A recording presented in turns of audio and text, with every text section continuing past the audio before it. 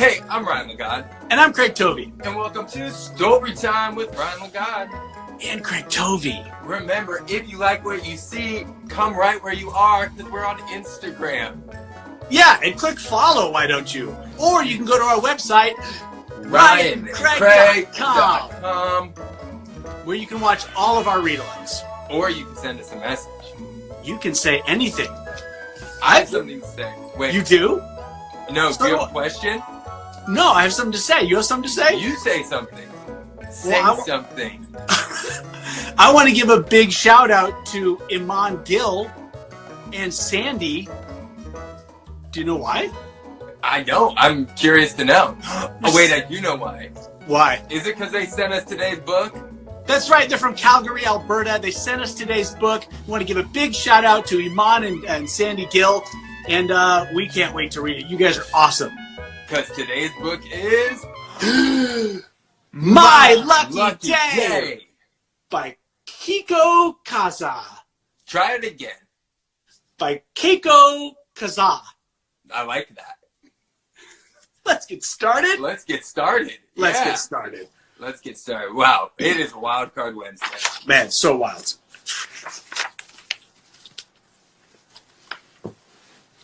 You're the fox, right? That's right. Great. One day, a hungry fox was preparing to hunt for his dinner. As he polished his claws, he was startled by a knock at the door. Hey, Rabbit. Someone yelled outside. Are you home? Rabbit, thought the fox. If there were any rabbits in here, I'd have eaten them for breakfast. Whoa. Wicked sense of humor. Whoa. The fox pulls no punches. When the fox opened the door, there stood a delicious-looking piglet. Oh, no! Screamed the piglet. Oh, yes, cried the fox. You've come to the right place. He grabbed the piglet and hauled him inside. Oh.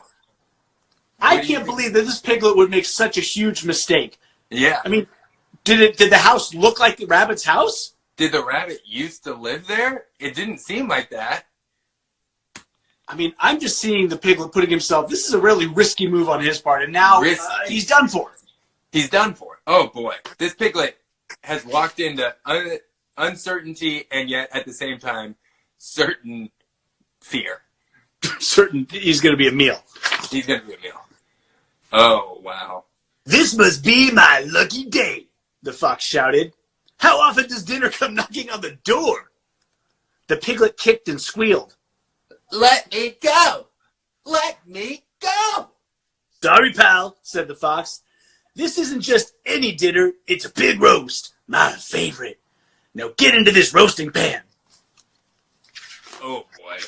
Oh, boy, indeed. It was useless to struggle. All right, sighed the piglet. I will. But there's just one thing. What? Growled the fox. Well, I am a pig, you know. I'm filthy.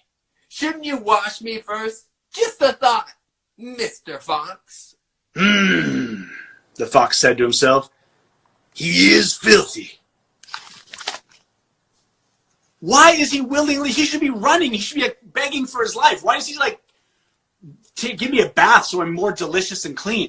Yeah, he should have just been like, oh, maybe he'll see that I'm dirty and then not want to eat me. But he shouldn't point it out as though being like, hey, clean me first. This must be, sorry, but one of the dumbest pigs I've ever met. Yeah, just gonna I say don't want to be mean, but it's true. But also, I just want to say one little thing really quick. That you should always know to clean all your food before you cook it. Just, come on, Mr. Fox. Please. So the fox got busy. He collected twigs. He made a fire. He carried in the water. And finally, he gave the piglet a nice bath. You're a terrific scrubber, said the piglet. There, said the fox. Now you're the cleanest piglet in the country. County. Now you're the cleanest piglet in the county. And country. Yeah. You stay still now. All right. I Sighed the will. piglet. But, But what? Growled the fox. well, I'm a very small piglet, you know. Shouldn't you fatten me up to get more meat? Just a thought, Mr. Fox. The fox said to himself. He is on the small side. What is happening? What is this piglet doing? I don't understand. You want him to feed you to make you fatter? You should be bargaining. You should be pleading. You should be looking for an open window or a door and running. Anything other than making yourself a more delicious meal. You know, I don't understand. Maybe he's looking to get his last meal. That's the only thing that makes sense to me. Because, sorry, I hate to say it, this is one slow pig. Yeah, he is not thinking well. Very unsmart. So the fox got busy. He picked tomatoes. He made spaghetti. He baked cookies. And finally, he gave the piglet a nice dinner.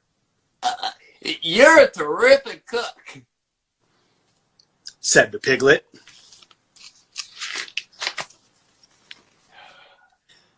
There, said the fox. Now you're the fattest piglet in the county and country. In country.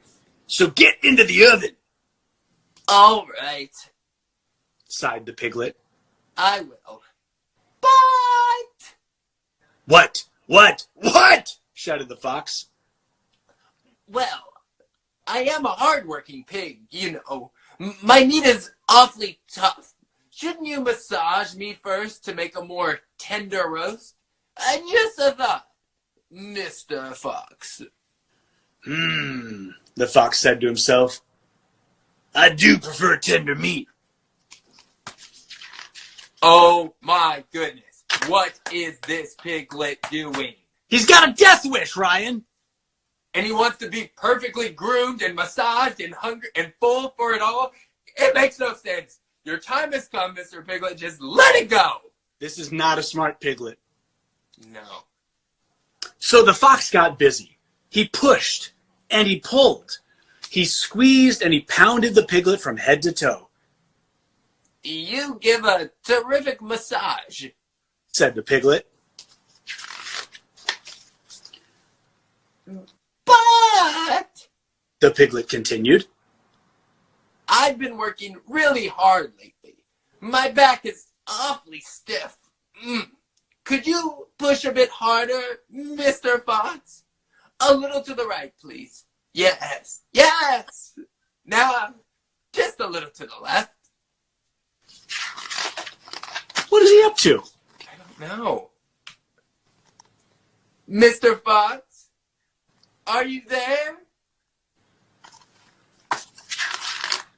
I am thoroughly confused. I don't understand. What happened to the... Was it a telepathic massage? What kind of massage makes the masseuse fall asleep? Did he fall asleep? Here's the answer. I don't know. But Mr. Fox was no longer listening. He had passed out, exhausted. He couldn't lift a finger, let alone a roasting pan, Poor Mr. Fox. sighed the piglet. He had a busy day. Then the cleanest, fattest, and softest piglet in the county and country picked up the rest of his cookies and headed for home. Well, he lucked out. There's going to be a twist ending. I'm excited for it. Here we go. Right. What a bath. What a dinner. What a massage. Sorry, cried the piglet. This must be my lucky day. Here Give a piglet running squeal, if you would, Ryan.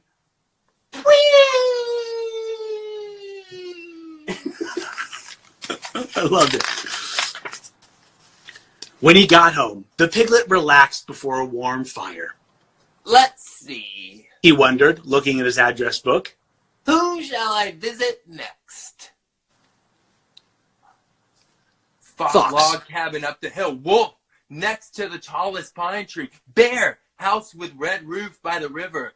Coyote, cave under the hanging rock. It was his plan the whole time. This piglet is a super genius. This piglet is the most clever piglet I've ever heard of. I take everything back. Everything. It's all good. He was never going to get eaten. He was never fearing death. He was only tricking the trickster of all tricksters, the fox. Free bath, free meal, free massage, and take-home cookies to boot? That would cost like $500 on a regular day. Yeah. And the last page, a little song that goes like this. Mr. Bear knocking on your door. I'm a helpless piglet, you see. Thought you were my best friend, Rabbit. But you're a big bear that's scary. But I'm gonna get a massage and I'm gonna get a bath. I'm gonna have some food and I'm gonna laugh. Cause Mr. Bear. Cause you're gonna be my host for the day. Even though you think you're gonna eat me, Mr. Bear. My lucky day. My lucky day. Do do do do. Ding. That's the end pose for my lucky day. And that has been my lucky day by Keiko Kaza. Keiko Kaza. I wish I knew how to pronounce that because it's a cool name. It is. And that's that, Ryan. Wow. What a great book. Yeah. Whew. So many lessons. So many lessons. Such a clever piglet. Such a clever piglet. He really tricked me. Yeah, dude. Don't you think I feel duped? I feel pooped. That's duped by a piglet, but that's a double entendre. I'm gonna stop. Right, that means something else now. entirely. Look at us, simultaneously drinking coffee. Ooh, hey, so right now, the question for the day is based on my lucky day. I thought of this one, Ryan. Let me see what you think about it. The creative question for today is, if you were to trick somebody into doing something for you, what would you trick them into doing and how would you do it, right? Ooh. So the piglet would be like, "Oh, if you're going to eat me, I'm all dirty, you better give me a bath." What's a way we can trick somebody to do something nice for us? Yeah. What would you do? Me? Yeah. Like, so let's just think of something that you like, right? Like, okay. Let's say I want to get my car washed. Okay. Yeah. How could I trick somebody into doing that? I would come up to them and I would do this. Are you ready? What? I would say like, "Oh, it's so hot outside. You know what we should do is play with the hose." Oh my gosh, that's a great idea. Yeah, and we should just like kind of spray each other. And then look, you know what would be super fun? Let's spray the car. Let's just spray the car down. I love that idea. And then I'd come out with 2 buckets and like some soapy water and be like, you know what's also fun? Is to like throw soap at each other because it foams up. Yeah. And then let's just throw some on the car too. And then you could be like, you know what? I got to go inside real quick. Oh man, I think I need to go to the bathroom real fast. Can you just keep playing with the car? Yeah, just kind of like do your best design with all the soap. Yeah. And I'll be right back out. That's great. So creative question is, what could you trick somebody into doing and how would you trick them? It's like something that you want, right? But you have to make them think it's their idea. You have to make them think it's a fun thing, but it's actually just like a chore. Or like, how can you get your little brother to like stay out of your room, right? That's something you want, but how can you make him think it's his idea? That's the question for today. Yeah. I'm excited to see the response because we get a lot of great responses. Totally. And I think now is the perfect time to get our responses from yesterday. Craig has those. He is going to read them to you. Our creative question yesterday was, how can you take a regular item, household item, something you use every day, and use it in a completely different way for a completely different thing? So yesterday, what did we read? Oh man, my memory. We read The Day the Crayons Quit. Yeah. So how can you use colors and crayons in a different way, right? Yeah. So we have a response from Sam Calhoun. Heyo. He's part of the Calhoun clan, on the East Coast. These are some friends of mine. And Sam Calhoun says, clothes, 1, to wear, 2, for a parachute. Oh, love it. Underwear parachute for me. Gross. There's not enough material. Yeah. Darn my narrow waist. Then we have a response from Vivian, 6 years old, and Max, 3 years old, in Texas. We use pillows and sheets to sleep with, but to make forts with. Oh. And then they asked, y'all like to make forts? Yeah. Yeah. I mean, I haven't in a long time, but I like it. Yeah. I like it. I still remember my first fort ever in preschool. It was made with building bricks, and it was more of it was a castle. It was one wall. Gotcha. Great. Well, I was 5. I wasn't the greatest builder yet.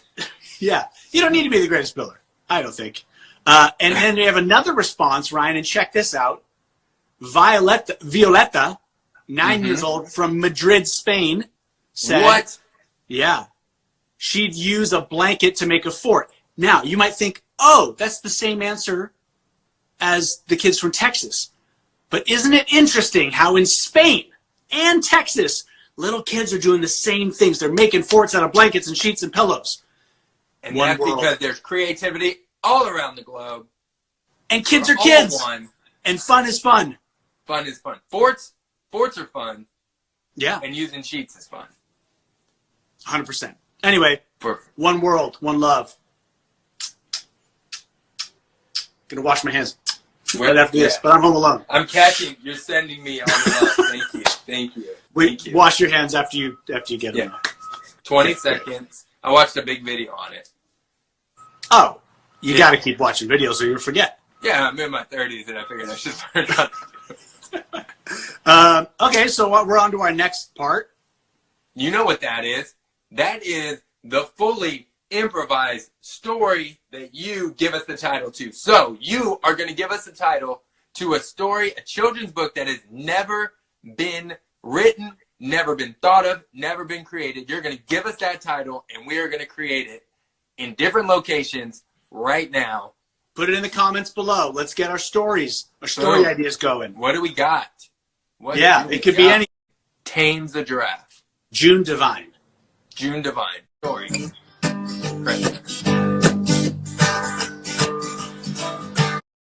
If you want to hear Ryan and Craig make up a story, can't promise that it'll be good. It'll probably be boring, but you put your ideas in the comments below, and we'll make up a story, we'll make up a song, we'll make up anything. It might be wrong when Ryan and Craig make up a story. I figured it out in the end. All right, here we go. We got stories flying in. Oh my goodness, so many today. All right. Underwear parachute. Craig, it's your day to choose, so I'm just going to read them to you. Yeah. Charles in the Scary House. The Nose Knows. The Deer That Lost His Spots. Rainbow Cat Walked on the Moon. June Divine Tames a Giraffe. The Day Ryan Got Stuck in Traffic. It's me just yelling. That'd be the whole story. I already got mine. Me really upset. The Day the Statue of Liberty Ran Away. The World of Polka Dots. A World of Polka Dots. The 70 Feet Camera. The Acorn That Sat. Oh my gosh, there's so many. Okay, that's what you have to choose from. Okay. Go back to the one that's June Divine and Taming the Giraffe or something. Ooh, I like that. June Divine Tames a Giraffe. Say that again. June Divine Tames a Giraffe. June Divine. June Divine. Got it. Love it. All right. Great. Okay. All right. Oh my goodness. Here we go. All right, so this is... Hey, I'm Ryan the God. And I'm Craig Tovey. And welcome to Improvised Story Time with Ryan the God. And Craig Tovey. Today's story is... June Divine Tames of Giraffe by Ryan Legod and Craig Tovey. And so it begins. June Devine lived on a ranch, and although she was just a little girl, she could tame anything you put in front of her. A bronco, a goat, a pig, a cow, a dog. She's tamed them all. She even once tamed a wild coyote. Not the Wile E. Coyote from Looney Tunes, but a wild coyote. And no one, not anyone in the world, had ever done that before. Her mom looked at her every day and said, "Oh, June Devine, I'm so proud of you. You're the best tamer to ever tame anything ever." And June Devine said, "I know, Mom. I've been taming animals since I can walk. And I'm going to make you proud. There's no animal that I can't tame. I'm going to put an ad in the newspaper. I'm going to write it on the internet. I'm going to challenge everybody. You put an animal in front of me I can't tame, and I'll eat my hat." And that is the day that June Diane put out that ad. And far across the country, in the land of hunting giraffes, was there one man who wore a big fuzzy hat and had big glasses. And he read the story and said, "I'm the greatest tamer that ever lived. Not June Devine. And you know what I've never tamed? Craig doesn't like what I'm saying. He's left. He's back. You know what I've never tamed? A giraffe. And I bet you my bottom dollar that June Devine can't tame a giraffe either." And so he wrote to her. And he said, "June Devine, you will not tame a giraffe. I'm sending a giraffe over now." Signed, Bobby the Taming Man. Bobby the Taming Man. Bobby the Taming Man. He can tame anything with 4 legs. Sometimes snakes, sometimes eggs. Bobby the Taming Man. That's Bobby the Taming Man. And after she read the letter and played the CD that he put in the mail with his theme song on it, June Devine said, "Shucks, I ain't scared of no Bobby the Taming Man." And she wrote back a letter. You know what? She sent an email because she's like, "I don't got time for this." Yeah. She went, "Clickety-click, Bobby the Taming Man. I accept your challenge. You bring that giraffe to Fort Worth, Texas, where I live, and I'll tame it in 10 days or less." And via the mail and the next day a helicopter came and dropped a huge wood crate right there. And June Devine's mom looked at it and said, "Whoo! That's a big crate, June." June said, "I know." And she hit it, and it opened up. All 4 sides of the crate came off, and there stood Giraffe the Giraffe. Giraffe the Giraffe was scared. There were so many people around. There were so many cameras. There was so much commotion. Well, he started bucking, and he was hungry, and he started looking for the nearest tree, but he was so wild, he knocked down all the trees in the town square. And June Devine said, "Shucks, I'll take care of this." She walked right up to Giraffe the Giraffe. And first thing he did, he swooped down and hit it with his neck. And out she was out like a light. Yeah. And that June Devine woke up one day later, and everyone was looking for her and said, June Devine, the giraffe has run amok in the town. It has crushed the general store. It has crushed the general pharmacy. It has crushed the general car dealership." And June Devine said, "That's too many. We have to start naming things not starting with general." And then she said, "I know what to do. It's the thing that no one else knows. The giraffe is very scared." And the people looked at her and said, "We're scared." And June Devine said, "I'll handle this." And she walked to the center of town and looked right at the scared giraffe. And she said, "Now you know me. I'm June Devine. I can tame anything with 4 legs, 6 legs. Let me get to the point. I can tame anything. And I'm not afraid of you. I'm not afraid of you. But I know what? I know you're afraid. Why don't we go for a walk together? And we can talk about it. Let's talk about our problems. Let's walk and talk. Let's walk and talk together." And the giraffe went, "What? I thought you were going to try and put a rope around my neck." June Devine said, "No. let's go for a walk. And they walked, and they talked, and they went around the town, and they surveyed all the damage. Yeah. And they got to know each other, and they became friends.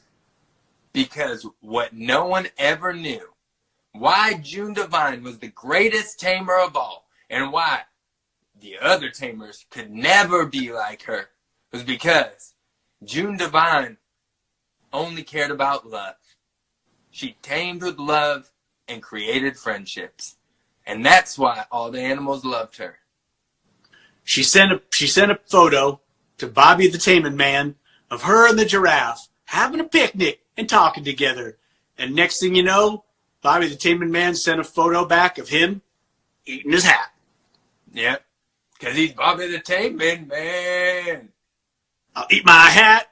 That's where it's at. I've tamed a dog. I've tamed a cat. But I never tamed no giraffe. Bobby the Taming Man. Bobby the Taming Man. The end. That was June Devine Tames a Giraffe by Ryan Lagarde. And Craig Tovey. Great. Love Awesome. it. For doing it. What a fun day. We thought those stories were great. I really loved my lucky day. I hope everyone who tuned in had a great time. Thank you guys so much for all the suggestions. We love them. Keep them coming. We do want to remind you guys that the creative question of the day is, how could you trick someone into doing something nice for you without them knowing? And we gave you the great car wash example, right? The great car wash example of 2020. Some may call it that. We don't know how it's going to transcend time, but probably that. So DM us your answers. Send them in an email at lagadtovey@gmail.com, or send us a message through our website, ryanandcraig.com. That has over 185 read-alouds for you to enjoy while you guys are staying safe at home. So answer the question if you want to. We'll share it on tomorrow's read-aloud. We'll be here tomorrow morning at 10 a.m. Pacific. That's 1 p.m. New York, 12 p.m. Chicago, 11 a.m. Boise. Really hitting that hard.